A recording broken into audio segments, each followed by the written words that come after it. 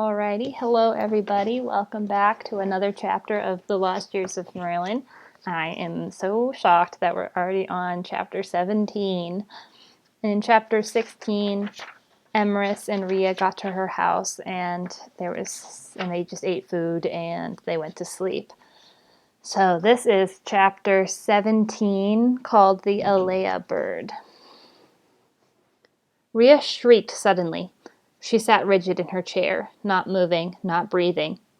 Even the golden light of sunrise, pouring through the window slats and over her suite of leafy vines, could not hide the look of terror on her face. I bounced out of my chair. "What's wrong?" Her wide eyes peered into mine.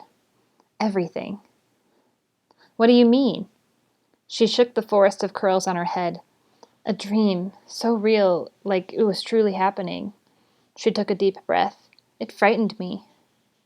I watched her, remembering my own dream. Quinn's slender form approached. "What dream was this?" Rhea faced her. "Every night I dream about the Druma, without fail." "So I do as well. It's always safe, always comforting, always home. Even when I go to sleep worried about the troubles in other parts of Vinkyra, which happens more and more, I know I can always find peace in my dreams of the Druma." Quinn wrung her knobby hands. "You don't seem so peaceful now." "I'm not!" Rhea's eyes filled with terror again.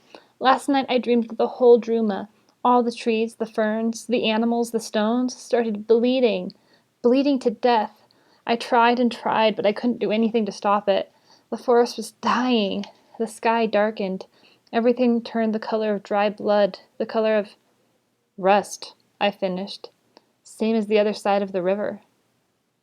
She nodded grimly, then lifted herself from her chair and strode to the eastern wall, where rays of lavender and pink now mixed with gold.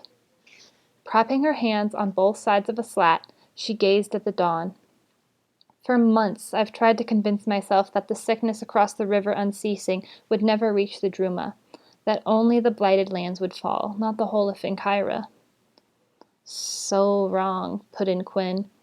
"In all my years, which are now so very many, I have never felt the Druma in such danger. Never! If we are to survive, we need new strength from whatever source." The last phrase rang rather ominously, though I was not sure why.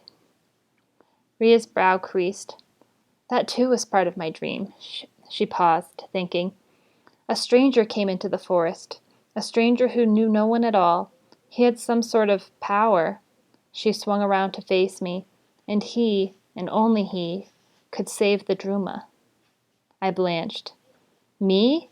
I'm not sure. I woke up before I could see his face." "Well, I'm not your savior, that's certain."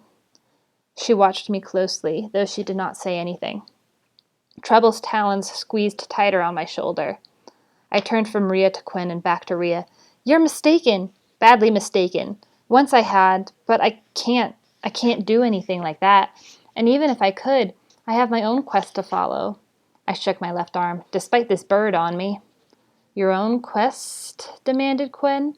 "So you care nothing for others?" "I didn't say that." "But you did." Rhea looked at me sharply. "You care about your own quest more than you care about the Druma." "If you put it that way, yes." My cheeks burned. "Don't you understand? I have to find my own past, my own name. The last thing I need is to get caught up in whatever is happening here. You can't ask me to give up my quest just because you had one bad dream." She glared at me. How far would your quest have gone if the Druma had not been kind to you?" "Far enough. I got here on my own, didn't I?" "You remind me of a baby who says he fed himself all on his own."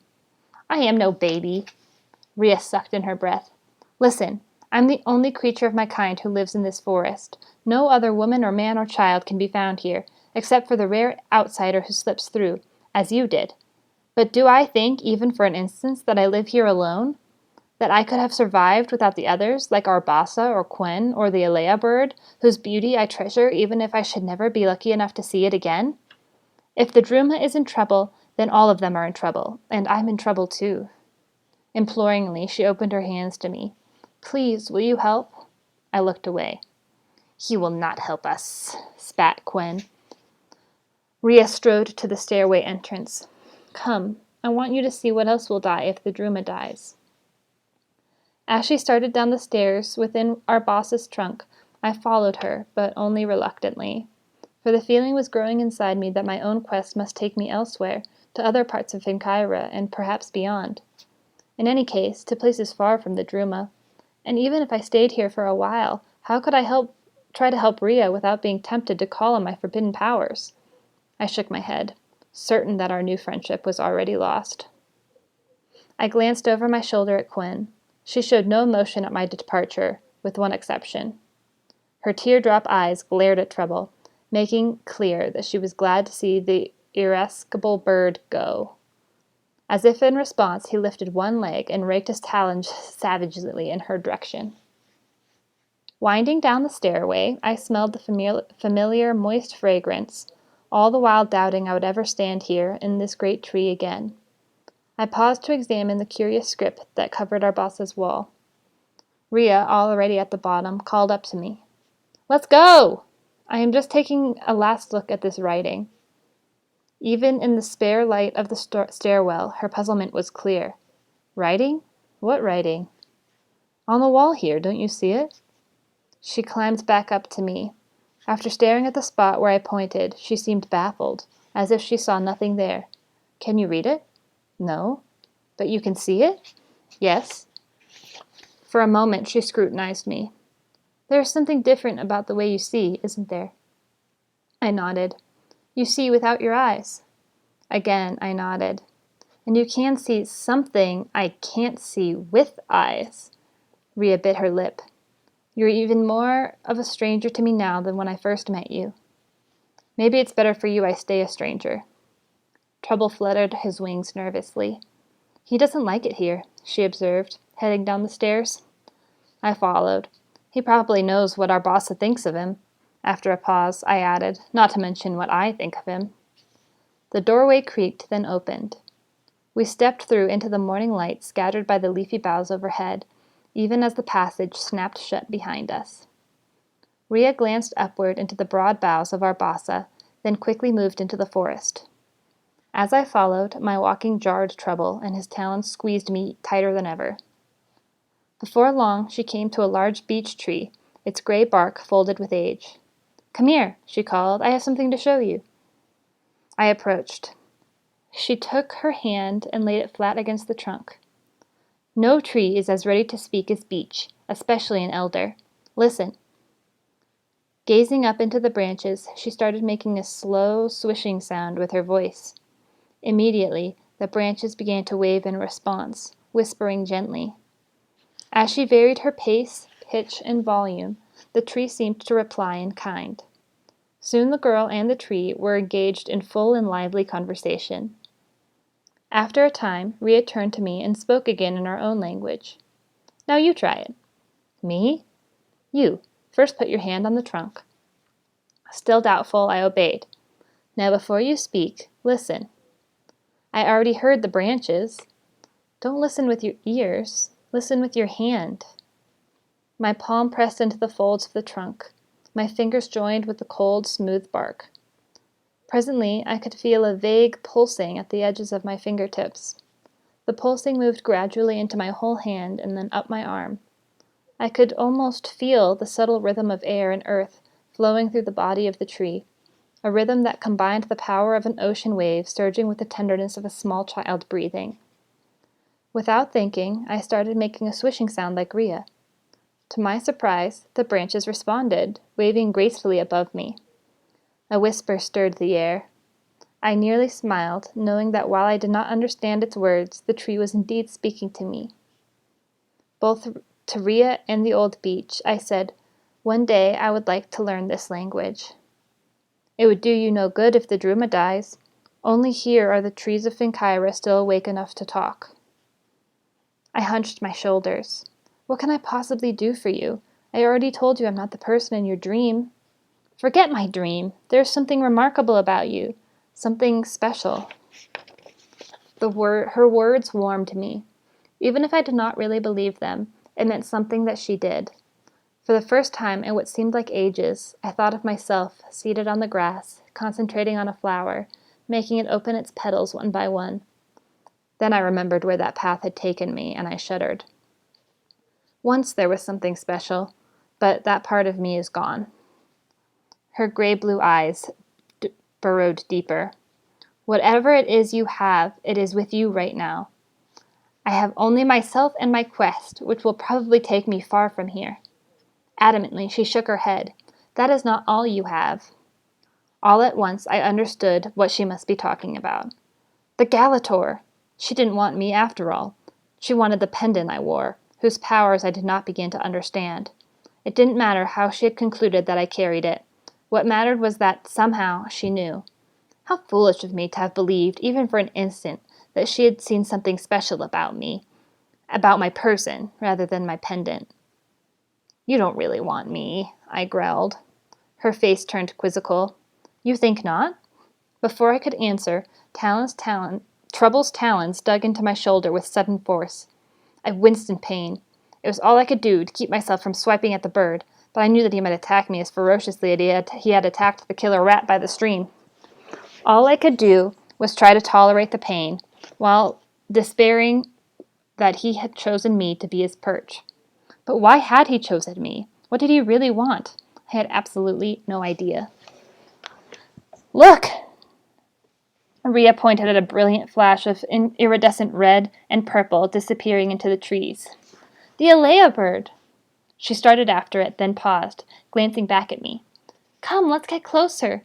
The Alea bird is a sign of good fortune. I have not seen one for years. With that, she dashed after the bird. I noticed that the wind seemed to sweep through the trees at that very moment, causing the branches to chatter vigorously. Yet if they were truly saying something, Rhea was not paying any attention. I rushed after her. Over fallen branches and through needled bracken we chased the bird. Each time we drew close enough to get a better look, it flew off in a burst of brilliant color, showing only enough of its plumed tail to make us want to see more. Finally, the Alea bird settled on a low branch in a stand of dead trees. Most likely it had chosen this place to perch because the supple, living branches all around were waving so wildly in the wind. For the first time, no leaves hid its bright feathers. Rhea and I, panting from the chase, held ourselves as still as possible, studying the flaming purple crest on the bird's head and the explosions of scarlet along its tail. Rhea could hardly contain her excitement. Let's see how near we can get. She started to creep closer, pushing past a dead limb. Suddenly, Trouble whistled sharply, and I cringed from the blast in my ear, and the hawk took flight. My heart missed a beat when I realized what he meant to attack the beautiful bird. No! I cried. Rhea waved her arms wildly. Stop! Stop! The merlin paid no attention. Releasing another wrathful whistle, he shot like an arrow straight into his prey. The Alea bird, taken unaware, shrieked in pain as Trouble sunk his talons deep into its soft neck and pecked at its eyes. Still it fought back with surprising savagery. The branch snapped beneath them. Feathers flying, the two birds tumbled to the ground.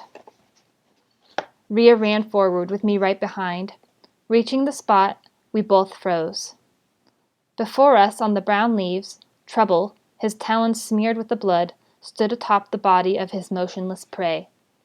I noticed that the Alea bird seemed to only have one leg. Probably the other one had been torn off in the attack. I felt sick at the sight of those crumpled feathers, those luminous wings that would never fly again. Then, as we watched in amazement, the Alea bird began to metamorphose. As it changed, it pulled away from its former skin, much like a snake that is shedding. This left behind a brittle, almost transparent skin, marked with ridges where the feathers had been. Meanwhile, the bird's wings evaporated, as the feathered tail transformed into a long, serpentine body covered with dull red scales. The head grew longer and sprouted massive jaws filled with jagged teeth that could easily bite off a hand. Only the eyes, as red as the scales, remained unchanged. The serpent-like creature lay dead, the thin skin of its former body clinging to its side. I took Rhea's arm. What does this mean? Her face drained of color. She slowly turned toward me. It means that your hark has saved our lives. What is that thing? That is, or was, a shifting wraith. It can change into whatever shape it wants, so it is especially dangerous. Those jaws look dangerous enough. Grimly, Rhea poked at the shed skin with a stick. As I said, a shifting wraith can change into anything, but there is always a flaw, something that gives it away if you look close enough. The bird had only one leg. Rhea motioned toward the still whispering branches beyond the dead stand. The trees tried to warn me, but I wasn't listening. A shifting wraith in the Druma. That has never happened before. Oh, Emrys, my dream is coming true before my eyes. I bent low and extended my hand toward the merlin, now preening its wings. Trouble cocked his head to one side, then the other, then hopped onto my waiting wrist. With quick, sideways steps, he climbed up my arm and sat once more on my shoulder. Yet this time his weight didn't feel so troublesome. I faced Rhea, whose brow was wrinkled with foreboding. All of us were wrong about this little fighter. Even Arbassa was wrong. She shook her head. Arbassa was not wrong. But when Arbassa closed the door, it was not to keep out the merlin. She drew a long breath. It was to keep out you. I stepped backward. The tree thinks I could be dangerous to you? That's right. Do you believe that? Yes, but I decided to let you in anyway. Why? That was before your dream. She studied me curiously. One day, perhaps, I will tell you. Spooky stuff! But that is the end of the chapter. So tomorrow we will read chapter 18 called The Name of the King at 9 p.m. Pacific time.